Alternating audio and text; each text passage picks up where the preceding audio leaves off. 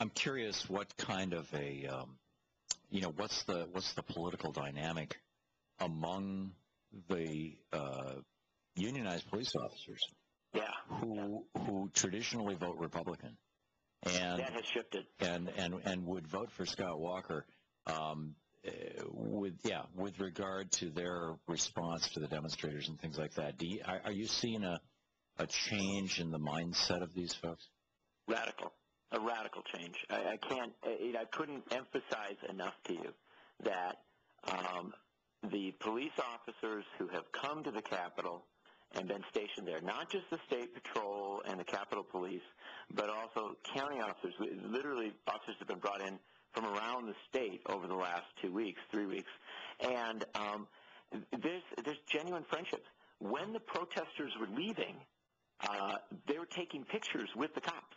And the cops were taking pictures with them. Well, hopefully the police will begin to, somebody will tell them the history of why there's, why the Irish cop in Boston is such a cliche, is because when, in 1848, the potato famine, when the Irish came over, the worst job was to be a cop because they were routinely used and exploited by politicians who were in the pocket of big companies to bust unions, to go after, to basically as enforcers.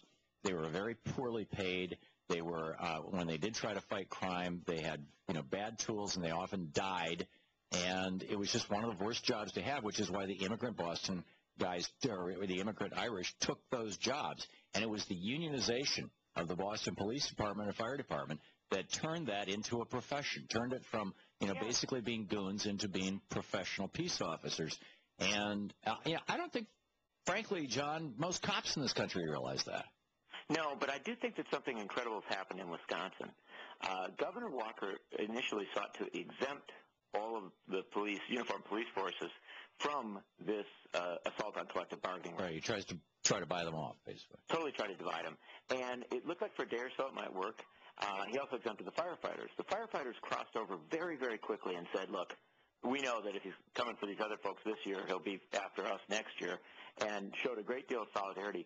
The police forces became increasingly engaged as well, to the point now where whenever there's a major march, it's usually led by hundreds of uniformed firefighters and police officers. And I think a turning point, Tom, and this is vital, you've covered this so well, you know the details, and I think most of your listeners do, but that phone conversation between Governor Walker and the caller he thought was David Koch, the billionaire right-wing contributor, where they talked about sending troublemakers into the crowd. Right. I cannot tell you how many dozens, might even be getting into the 100 level, of police officers and county sheriff's deputies said to me, "Can you believe that?" I mean, they were genuinely affected by that. Yeah. And I think, look, we're in a constant learning process here. This is one of those rich moments in history where people who were in one place a week ago are ending up in another place now.